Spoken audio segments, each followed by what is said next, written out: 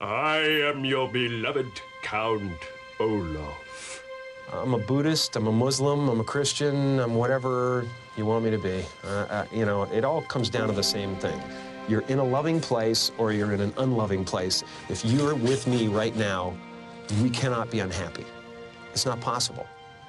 It's not possible. Life doesn't happen to you, it happens for you. How do I know this?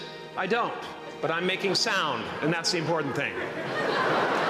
That's what I'm here to do. Sometimes I think that's the only thing that's important, really, you know? It's just letting each other know we're here.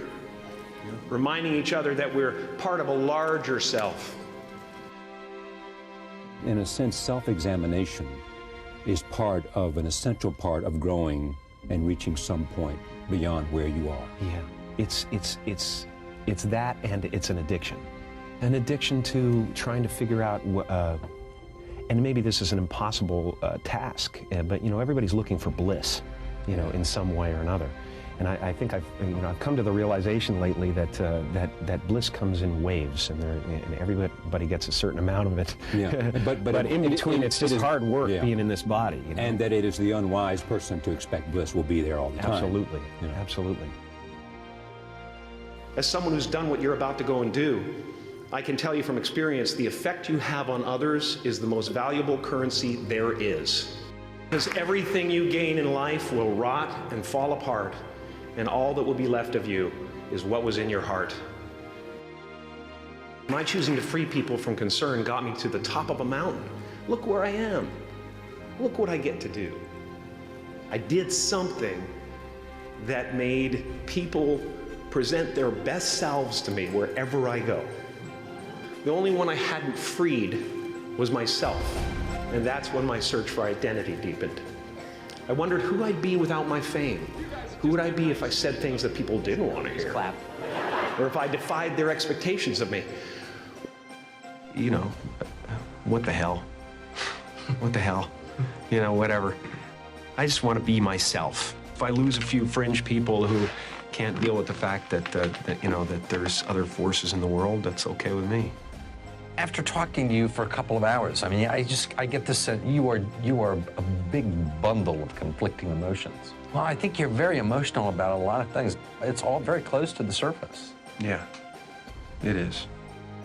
I've decided to be there. I only act in the movies. I want to be the greatest actor that ever lived, frankly. You know, I'd love that. But I don't need to be. I just really want to be here. That's it. When the opportunity arises and I'm on the set, Can you cover the action? I'll be there tomorrow. Let's see what you... I'm not going to live it until I get there. Can you cover me? And when I get there, I'm going to have a great time. I'm going to walk in the set and I'm going to go, hey, humans, how you doing? You know, let's have fun. Stay right here, okay? Let's play in the sandbox. You know, and a lot of the characters I've done so far have been about duality, about what you show the world and what you really are. And so I've always been trying to reconcile the two. I know that this face pleases you, you know, but now I'm going to show you the real deal.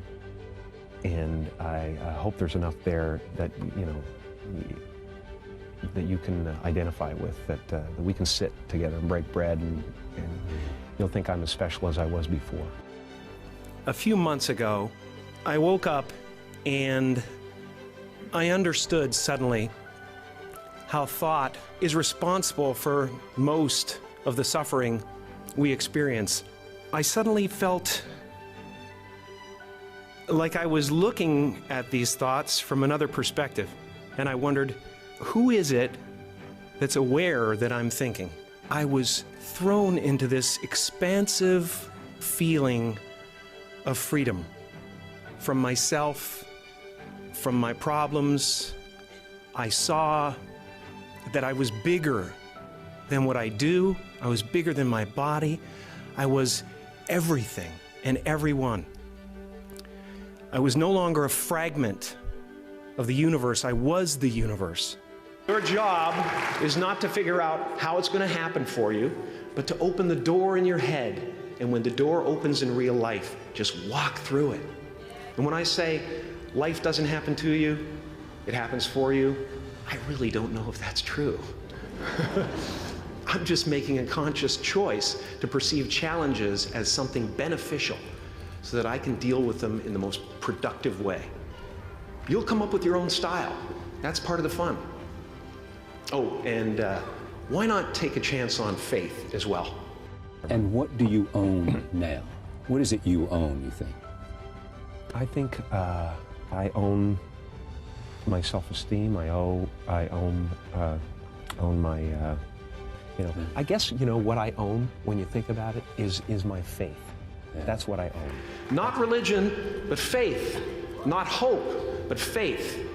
I don't believe in hope. Hope is a beggar. Hope walks through the fire and faith leaps over it. Countries and religions and